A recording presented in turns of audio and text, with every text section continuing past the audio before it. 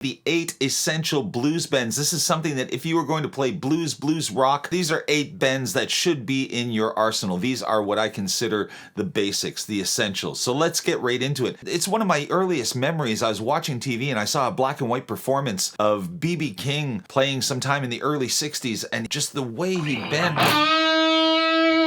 that string and that stank face that he made when he played it, it hit me like a bolt of lightning, and I knew that I had to bend the strings. As soon as I picked up a guitar, I wanted to be like BB in that sense. I spent a lot of time trying to perfect the art of bending. I think it's one of the most expressive things that you can do on a guitar because it transcends these frets. So let's get right into it. In the first position, it has to be the whole tone bend. It's the most basic bending in rock and blues. Whenever I bend a note, I never use one finger. I always have at least one secondary finger, if not all 3 fingers pushing. It gives you a lot more control. It gives you the ability to vibrato at the end a lot easier. The whole tone bend, basically G string, 7th fret is D. If I want to bend this up a whole tone, I'm bending that up to E. So what I would do is I would fret the E note, so I have it in my ear, and then I would go back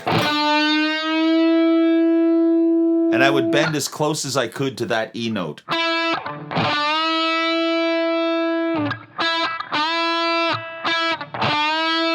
That's it. It's that simple. You can do it on any string.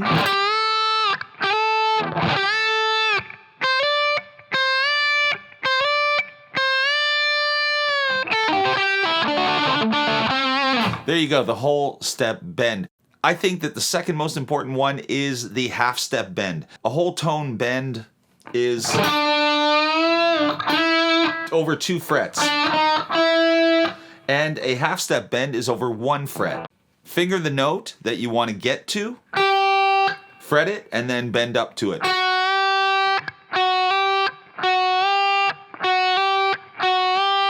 There you go, half step bend. The next one I'd like to talk about is the unison bend. It's famous. You've heard it so many times, and especially in good old Uncle Ted used that in Stranglehold.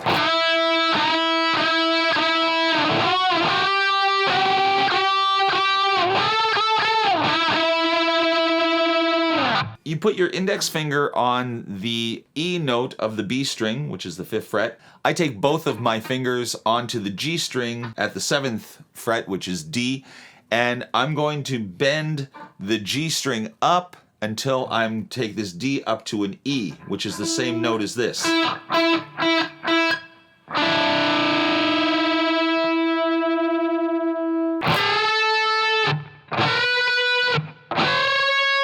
The whole fun is to get it up to the pitch.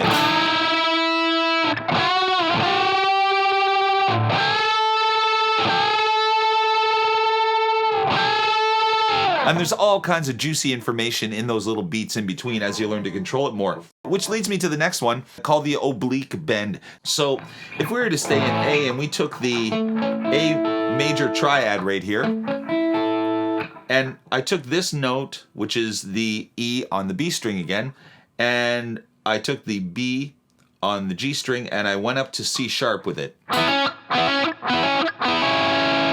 what if I were to bend instead of fret that?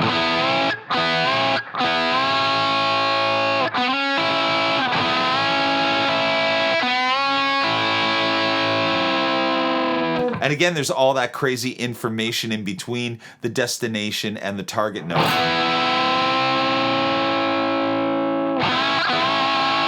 Of course, that was in Honky Tonk Woman. Now, what you can do to make it a little bluesier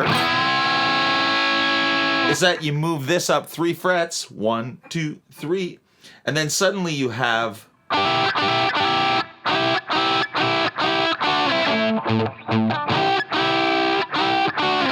it's that blues cliche that everybody loves. And again, don't be afraid of the notes in between the destination and the starting note.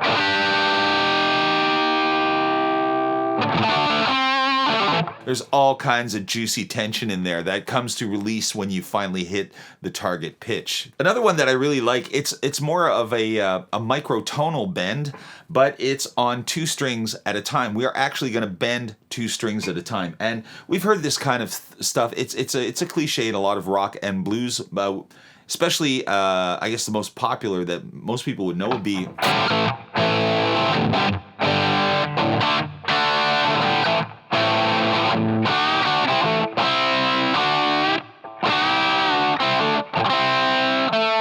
So again, we're in A, and all I'm doing is I'm taking the ball, the meat on my ring finger, and I'm hitting a double stop on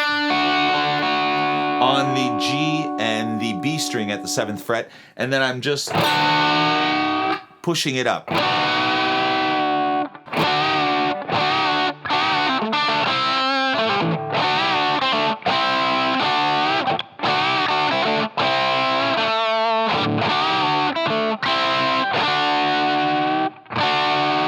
And bring it up a little bit at the end. It's a fun bend. We've heard it many times. So another one that I like to talk, it's also a single string bend, but it's a little more next level stuff because depending on the gauge of strings and the strength of your hands, not everybody can do this one. But it's a very expressive one because there's so much distance in between your departing note and your destination note, and that is the minor third bend. So if we're in A, and I was taking this A note, and I wanted to bend this up a minor third, that would be bending this A up to C.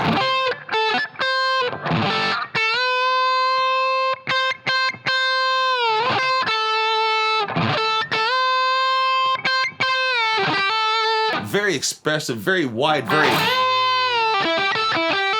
It's like an overbend.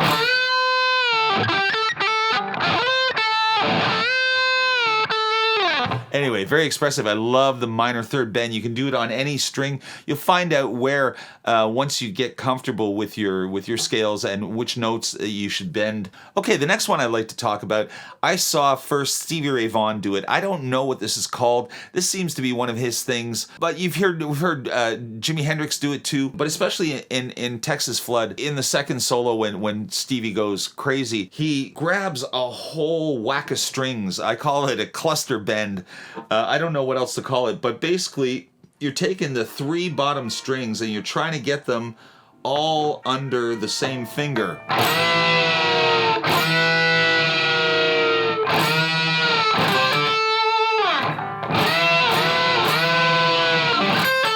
Of course, Texas Flood is in G and it's tuned to flat, so this is not the proper key, but this is kind of what he's doing. So yeah, the Stevie Ray Vaughan cluster bend. And the last one that I'd like to talk about, first of all, I just want to say thank you. It's always an honor and a pleasure to spend this time with you. Let me know what you think about what we're putting out in the comments. Hit the notifications buttons and subscribe. Let me know what you'd like to see me do in the future.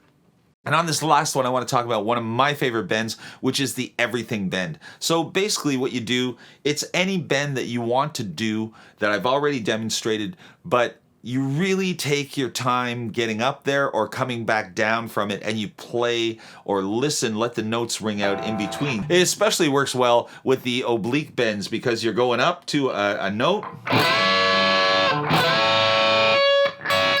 and then you can release all the way down.